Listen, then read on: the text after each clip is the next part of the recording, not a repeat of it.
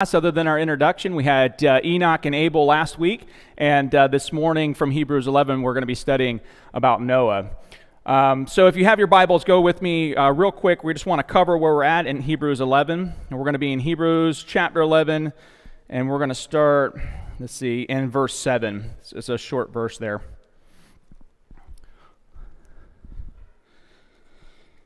All right, and everybody is familiar where we're at, right? We're in Hebrews 11. We're talking about all the men of faith that are being laid out here to try to fortify the Hebrews' faith at this time. Look back at these ancestors. Look back at these men of faith. Look what they did.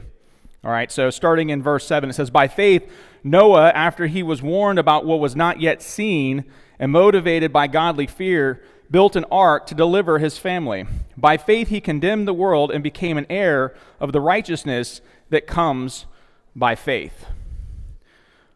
So we don't get a huge amount of information, but we know we're pointing back to Noah as a man of faith, and that's the point of our class. That's what we're doing. We're talking about the heroes, God's heroes, his hall of heroes, his men of faith, right?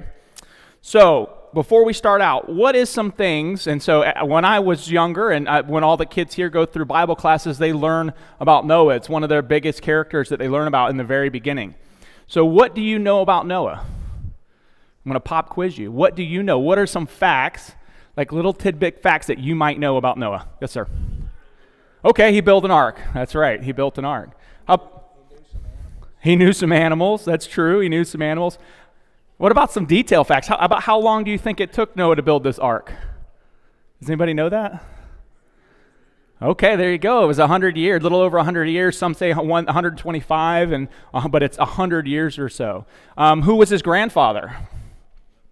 Methuselah. There you go. All right. And his dad's name was? All right. So you have studied this a little bit, so you do know a little bit about this. So what we're going to do this morning is, because I can't teach it any better than the Bible already does, we're going to go straight to the Scriptures, and there's a little bit more than usual for Scriptures for a Bible class, but I think that it's important that we read through these, just because all the information that we're going to get about Noah this morning comes directly from these pages, all right? So if you'll go with me to Genesis chapter 6, we're going to start there, and we're going to read through a couple of chapters, or a chapter and a half here, and then we're going to go back and learn a little bit more about Noah and take out that information. All right, so starting in verse 1 in chapter 6 of Genesis. "When human beings began to increase in number on the earth and daughters were born to them, the sons of God saw that the daughters of humans were beautiful, and they married any of them they choose." If you have trouble finding it, I actually put them in your notes as well, so you would have the same version that I'm reading from. So on the very back of your notes.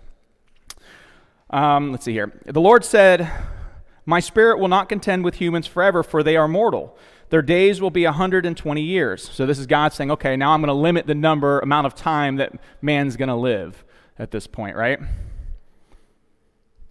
"The Nephilim were on the earth in those days, and also afterward, when the sons of God went to the daughters of humans and had children by them, they were heroes of old, men of renown.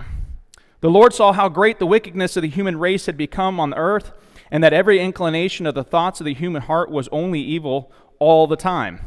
The Lord regretted that he had made human beings on the earth, and his heart was deeply troubled. So the Lord said, 'I will wipe from the face of the earth the human race I have created, and with the animals, the birds, and the creatures that move along the ground. For I regret that I made them.' But Noah found favor in the eyes of the Lord." So the earth had fallen into this decay, that had fallen into where all the thoughts of the human heart were nothing but evil. And God was done. He was, I want to restart this. I want to hit the restart button. But I'm going to use you, Noah, because you've been a man of righteousness. You've been a man of faith. I'm going to use you to be my second Adam, so to speak, as far as repopulating and replenifying the world. All right. So we go to the flood. So this is the account of Noah and his family. "Noah was a righteous man, blameless among the people of his time, and he walked faithfully with God. Noah had 3 sons, Shem, Ham, and Japheth. Now the earth was corrupt in God's sight and was full of violence. God saw how corrupt the earth had become, for all the people on earth had corrupted their ways. So God said to Noah, 'I'm going to put an end to all people, for the earth is filled with violence because of them. I am surely going to destroy both them and the earth.'" So this is where he gives Noah the job to do. He says, so make yourself an ark of cypress wood, make rooms in it, and coat it with pitch inside and out. This is how you are to build it. The ark is to be 300 cubits long. How long do you know what a cubit is? Up right there? Yeah, so a cubit. So in the medical terms, this is called the anticubital region. And so you could measure a cubit from here to here would be a cubit. And it's interesting, we still use that in medical terms, that this is a cubit. So 300 of those, 300 cubits long, 50 cubits wide, and 30 cubits high. Make a roof for it, leaving below the roof an opening 1 cubit high all around. Put a door in the side of the ark and make it lower, make lower, middle, and upper decks. I'm going to bring floodwaters onto the earth to destroy all life under the heavens. Every creature that has breath of life in it, everything on earth will perish. But I will establish my covenant with you, and you will enter the ark, you and your sons and your wife and your sons' wives with you. You are to bring into the ark 2 of all living creatures, male and female, to keep them alive with you. 2 of every kind of bird, of every kind of animal, and of every kind of creature that moves along the ground will come with you to be kept alive.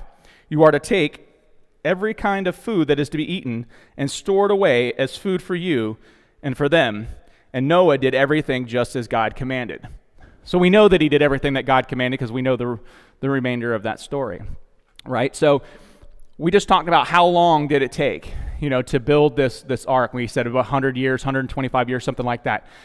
Just go with me for a minute and imagine the amount of faith that it takes for an individual to work on something for over 100 years, right? Telling everyone that there's a flood that's coming and they need to get ready. And that God is going to, flood their. I'm pretty sure Noah was telling people this was going to happen. Like they would be asking, why is this guy out here building this giant boat? And I know there was a movie that was made that was silly, and it kind of, it took away from the actual story of Noah, but it made sense in the aspect that when you look at, how people would treat him. So there was a movie that was made called Evan Almighty. I don't know if anybody ever saw that movie or not. And the idea is that God had come to Evan and told him that he needed to build an ark. And so he starts building this ark in his neighborhood, in his subdivision. And, he's only spent like 3 or 4 months building it. But the amount of grief that he got for building this ark, saying that he was listening to God, waiting for a flood, in only 3 months, where his family's ready to leave him, he's about to lose his job. All these things are taking place, and we're talking about only 3 months. So how much more faith would Noah have to spend over 120 years building a boat for a flood to come while everybody watched him do it, and he stayed steady trying to complete this task that God gave him? I couldn't imagine. Can you imagine working on anything for 100 years? No, we don't live that long. I don't think we work at a job for 40, 50 years. That's it. Noah was working on this ark for 120 years. That's a lot of faith. That's a lot of faith, because I would have been saying, okay, God, when's it going to happen? When's this rain going to happen? When's this rain going to take place? Yeah. I don't think it rained before that, correct? We don't have any record of rain. We have where there was water, and there was land, but we don't have anything that says, there's no scriptural that says, there was rain that came down. Now, I don't know. I couldn't tell you if it did or not, but... They made fun of him because it never rained before. Yeah. Believe it. Yeah. So they didn't believe that this was going to take place. They didn't believe that the earth was going to be flooded. And some of this water didn't necessarily come from above either, right? It filled from springs below and everywhere else. So it didn't just come from above. But just that idea in that you had to have so much faith that you would continue working on this ridiculous boat, so to speak, and saying that God's going to end the earth other than what's going on here. Yes, sir. Well, when you talk about faith, here he is building this boat all this time, and it's not raining. No. And he's got people are making fun of him and everything, and so he had enough faith to continue on. Exactly. And what's funny is, to go back to that's exactly how the movie played out, was exactly the same way, is that it never rained in this place. It was an area that just never saw any kind of rain. But that's the way it was. So you're expecting this great miracle, this great thing to take place, and you're just a loony bin that's building a boat. I think a lot of us, if we didn't know this story, if we didn't understand, we didn't have the faith that we had, it'd be easy for us to look like at an individual like this and say, man, you're just like, there's something wrong. Like, you may need some medical attention. How long have you been waiting? How long have you been building this? Like, come on now, there's something going on. Yes, sir. Isn't there scripture that goes something like folly? The wisdom of God is like folly to man. Sure. And so that's where the faith part comes in, because it looked like folly. Exactly. And everybody's telling him that. Yeah, and it wasn't just like a couple months. It was years, hundreds of years. It's a century of this taking place. I mean, after 50 years, the wife might have said, hey, man, what's going on? You keep leaving the house every day. I need you at home, and you keep going to build this ark. And what's that? She had faith too. She did. But that's the idea, is that they have to have faith for that steadfast, for that long. I mean, none of us will accomplish that. We won't live that long. We won't live as many years as Noah, so we won't be able to do that. But just got to imagine the amount of faith that it took for him just to continue working. And you don't see him really grumbling or complaining or any of that stuff. It just says Noah did everything just as God commanded him. And then going into chapter 7, it says, the Lord said to Noah, go into the ark, you and your whole family, because I have found found you righteous in this generation. Take with you 7 pairs of every kind of clean animal, a male and its mate, and 1 pair of every kind of unclean animal, a male and its mate. And also 7 pairs of every kind of bird, male and female, to keep their various kinds alive throughout the earth. 7 days from now I will send rain on the earth for 40 days and for 40 nights, and I will wipe from the face of the earth every living creature I have made. And Noah did all that the Lord commanded. Now Noah was 600 years old. See, the scripture just gives us all the information we need to know about Noah. He was 600 years old when the floodwaters came to him. 600 years old. I can't imagine how the body would be at 600. Like, would it be like when we're in our 60s and 70s? I mean, he lived to be over 900, right? So where was he physically at this time? Like, it's an interesting thought. Like, where was he? And he was still building. So he obviously was still physically fit. He was able to get up and get around and do stuff. And I mean, he was working on an ark, right? He was building an ark. So he may have been a young man at 600 years old. He lived 300 more years after that, 300 and something more. But he was 600 years old when the floodwaters came to earth. And Noah and his sons and his wife and his sons' wives entered the ark to escape the waters of the flood. Pairs of clean and unclean animals, of birds and all creatures that move along the ground, male and female, came to Noah and entered the ark, as God had commanded Noah. And after the 7 days, the floodwaters came on the earth. And the 600th year of Noah's life, on the 17th day of the second month, that's pretty detailed. 17th day of the second month, on that day, all the springs of the great deep burst forth, and the floodgates of the heavens were opened, and rain fell on the earth 40 days and 40 nights. On that very day, Noah and his sons, Shem, Ham, and Japheth, together with his wife and the wives of his 3 sons, entered the ark. They had with them every wild animal according to its kind, all livestock according to their kinds, every creature that moves along the ground according to its kind, and every bird according to its kind, everything with wings. Pairs of all creatures that had the breath of life in them came to Noah and entered the ark. The animals going in were male and female of every living thing, as God had commanded Noah. Then the Lord shut him in. So the Lord shut them in. All right. For 40 days, the flood kept coming on the earth, and as the waters increased, they lifted the ark high above the earth. The waters rose and increased greatly on the earth, and the ark floated on the surface of the water. They rose greatly on the earth, and in the high mountains under the entire heavens were covered. The thing that's interesting there is that so Noah had all this faith. He spent all this time working on this ark. He listened. He followed everything that God told him to do, and now here it comes. Okay, here's this great flood. Here's this spring waters lifting up. Here's rain coming down, and here's this giant boat being lifted up into the water. I got to wonder where Noah was in his mind. Now, he had a lot of faith, but as a human being, going, okay, did I build it right? Is it going to float? That's what I would be thinking. Is it going to float? Right? I mean, I just built a boat.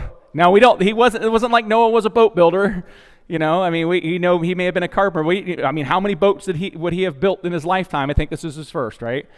And so he built this boat for the first time. It's this giant boat. Now he's got to have a lot of faith to get on this boat with this water coming. All right, and he has to have a huge amount of faith that God has got him, and God is it's gonna keep his promise of what he said. Because Noah just does it. There's no argument. There's no grumbling. There's no complaining. Noah just says, "Okay, God, I understand what you're telling me to do. I'm going to do exactly what you say. And so as a human, I would have been in somewhat of some fear. I mean, when I got on my first naval ship, even though that thing was big and I knew that for a fact it wasn't going to sink, I still had some seasickness because I was kind of worried about this big old boat going down. Because you look around and there's nothing. And anybody ever been in the middle of the ocean and looked around and seen the nothing that exists out there? Yeah, it can be a little bit scary. Now we have water coming from the sky, which had not happened, right? And we got water coming from everywhere. It's filling up. The land's disappearing. People are dying all over the place. It's got to be a scary situation. And yet he had the faith. He got on the boat, and he was saved. Yes, sir. I wonder sometimes about the people and what they thought when this parade of animals was coming to this ark. And they had to come from all over the world. Yeah. And so you wonder, what were they thinking about? They should have brought something into their mind that, wait a minute, or maybe there's something to this, but it didn't. It didn't. Well, it would have been an odd sight, right? You would have had you would have all these animals coming, but they would have been different types, and they would have been kind of together, and they would have all just on their own just been, I mean, it wasn't like Noah went out and rounded everybody up. I mean, they were coming on their own, right? I mean, God had them come. So, I mean, it would have been an interesting sight for sure. And I don't know about you, but what do you think? I mean, what do you think Noah? What do you think he was thinking?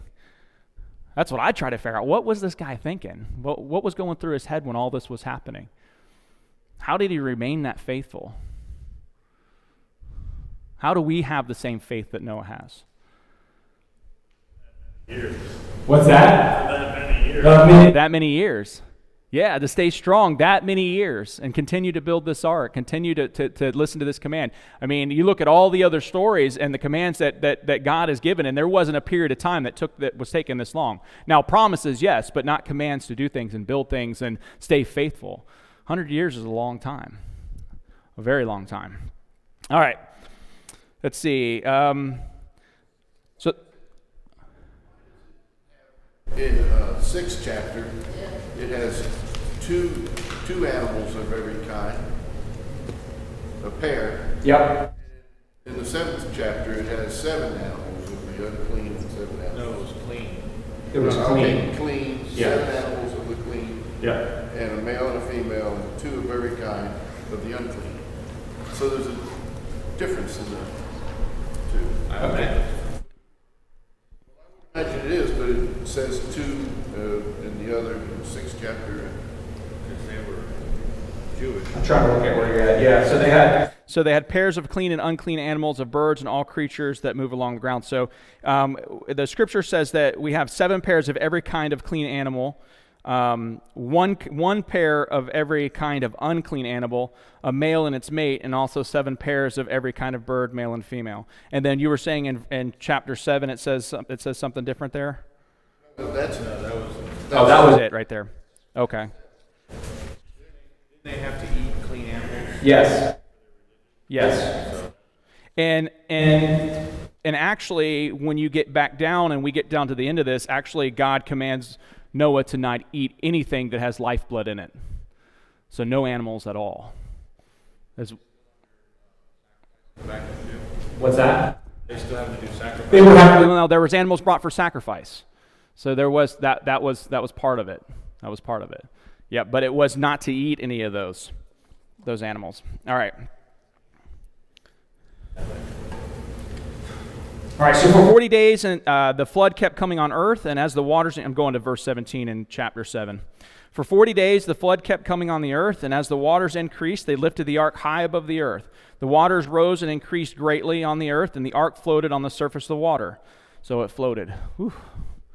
It did it. They rose greatly on the earth, and all the high mountains under the entire heavens were covered. So you got to think about this for a second. You guys know what the highest mountain is in the world? Mount Everest. That's the highest. All right. So, and do anybody know what the height is? I don't know what the exact height is. I could tell you that in Alma, there's the highest mountain in Colorado is 14,000 feet above sea level. 24,000 feet. Look at that by miles, how many miles high that is. There's a lot of water. There's a lot of water. That's very, very, very deep water on the earth, if it's able to cover Everest, right? Miles and miles and miles of water. The waters rose and covered the mountains to a depth of more than 15 cubits. So that means it would have been 15 cubits, right, from the very top of the highest of mountains. So if we look at that in feet, it's still 20 feet from the top of the highest mountain to the top of the water. Still would have been 20 feet. All right. So every living thing that moved on the land perished: birds, livestock, wild animals, all the creatures that swarm over the earth, and all mankind. Everything on dry land that had breathed, had the breath of life in its nostrils, died. Every living thing on the face of the earth, was wiped out. People and animals and creatures that move along the ground and the birds were wiped from the earth. Only Noah was left, and those that were with him in the ark. So I thought it was interesting that it uses that everything on dry land had the breath of life in its nostrils is what perished, because water coming and they drown. So that very breath, that very life that they had within them is taken out. And this was due to the wickedness, due to the corrupt nature that man had fallen into. And God wanted to give another opportunity. He said, okay, well, I don't want to take you all out. I regret my decision for making you, but I don't want to take all of you. I want to start over. And here's one man of faith, Noah, who I'm going to use to do that. And I think that he had to take 100 years to build it just so that God could see how faithful he truly was. Is he really going to be faithful for 100 years building this ark? All right. So the waters flooded the earth for 150 days. So about a half a year, a little less than half a year. But God remembered Noah and all the wild animals and the livestock that were with him in the ark, and sent a wind over the earth, and the waters receded. Now the springs of the deep and the floodgates of heaven have been closed. So that's water from below and above had closed off, and the water receded steadily from the earth. At the end of 150 days, the water had, gone down. And on the 17th day of the 7th month, the ark came to rest on the mountains of Ararat. The waters continued to recede until the 10th month, and on the first day of the 10th month, the tops of the mountains became visible. After 40 days, Noah opened a window he had made in the ark and sent out a raven. It kept flying back and forth until the water had dried up from the earth. Then he sent out a dove to see if the water had receded from the surface of the ground. But the dove could find nowhere to perch, because there was water all over the surface of the earth. So it returned to Noah in the ark. He reached out his hand and took the dove and brought it back to himself in the ark. He waited 7 more days and again sent out the dove from the ark. When the dove returned to him in the evening, there in its beak was a freshly plucked olive leaf. Then Noah knew that the water had receded from the earth. He waited 7 more days and sent the dove out again, but this time it did not return. By the first day of the month of Noah's 601st year, 601 years old, the water had dried up from the earth. Noah then removed the covering from the ark and saw that the surface of the ground was dry. By the 27th day of the 2nd month, the earth was completely dry. Then God said to Noah, "Come out of the ark, you and your wife, and your sons and their wives. Bring out every living creature that is with you, the birds, the animals, and all the creatures that move along the ground, so they can multiply on the earth and be fruitful and increase in number on it." So that's interesting, right? Isn't that what he told Adam and Eve in the very beginning? Did he say the same thing? Wasn't that the command at the very beginning of it all? Be fruitful and multiply. Now he's destroyed the whole earth, and all that's left is Noah and his sons and his family, and that's the same command that he gives. All right, we're going to start it over again. So go, be fruitful, and multiply. All right, so let's talk about Noah a little bit. Some of his stats, so to speak, his biographical stats. So I have it in your notes, but I'll just ask, maybe you'll find it or not. Who knows what Noah's name means? You can find it in your notes. No? All right, so Noah, and I think that I put also Noe, N-O-E. He was named Noah, which meant rest. That's what his name meant, was rest. For mankind had come to be weary of the curse on the land. That it had gotten so bad, and so much was going on, and there was so much corruption and so much death and so much, just ungodliness, so much sin in the world, that Noah was going to be the rest for all that. People had become weary on that curse. Because remember, now we're in a cursed land. This is not long after Cain and Abel. This isn't long after the fall of man. It had gotten so bad. And here's Noah. He's going to bring rest to mankind and start to mankind. So you guys had it right when we talked about who his grandfather was. That was Methuselah. What else do we know about Methuselah? Okay, that's right. He died at the flood. That's very true. That's very true. And he also was the oldest living human being, right, that we know of on record within the Scripture. All right, and he happened to be Noah's grandfather, and we forget that when we're learning these stories that they were related. You know, that Noah had parents, and that Methuselah, someone that we study, is also his grandfather, right? All right. After the age of 500, Noah fathered 3 children. After the age of 500. I didn't want to get past 25 before having kids. Imagine how patient of an individual you would be if you had children after the age of 500. Like, you had to be a real patient person. You've already been on the earth. You've already seen it all. And that's something we were talking about with the kids in class, was talking about the idea of God is everlasting. So you ever wonder why God has the character that he has? It's because he's eternal. He's already seen it all. He already knows the outcome. 500 years, you probably have seen a lot of stuff in 500 years. So he fathered 3 children at the age of 500. And I guess he was still getting out there throwing the ball because he could build an ark. All right, so Noah fathered 3 children, Shem, Ham, and Japheth. As his sons grew up, Noah also had fellowship with his father Lamech until a few years before the flood. His grandfather lived until the year of the flood. All right. Before being called to build the ark, Noah was seen as a righteous person by God. And God was lamenting, and he was regretting this, building or creating man because of all the evil and corruption that had taken place. But in Noah, he found someone that was truly faithful and that had a huge amount of faith. And that's why the writer of Hebrews gives us Noah as an example, because look at the faith that Noah had to show, right? All right, so we know that at that time that Noah decided to build this, that God told Noah to build this ark, that the earth was full of wickedness. And so God let him know he was going to destroy it all.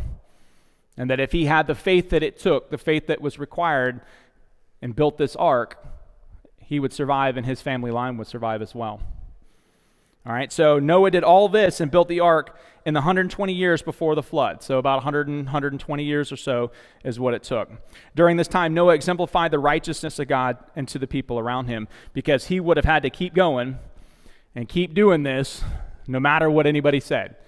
No matter what anybody called him foolish, called him whatever, he had to keep going. He had to keep that faith, and he kept it for a really, really long time.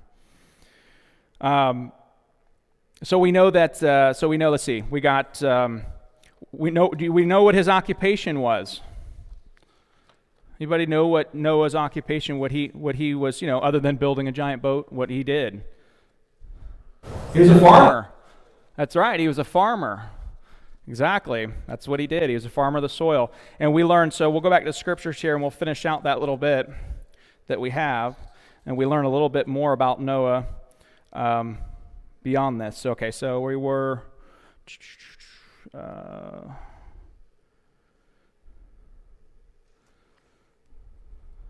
all right, so then once this was over and Noah was out and they were on the land, Noah built an altar to the Lord, and taking some of the clean animals and clean birds, he sacrificed burnt offerings on it. So there you go, there's your clean animals, your clean birds there. The Lord smelled the pleasing aroma and said in his heart, "Never again will I curse the ground because of humans, even though every inclination of the human heart is evil from childhood, and never again will I destroy all living creatures as I have done."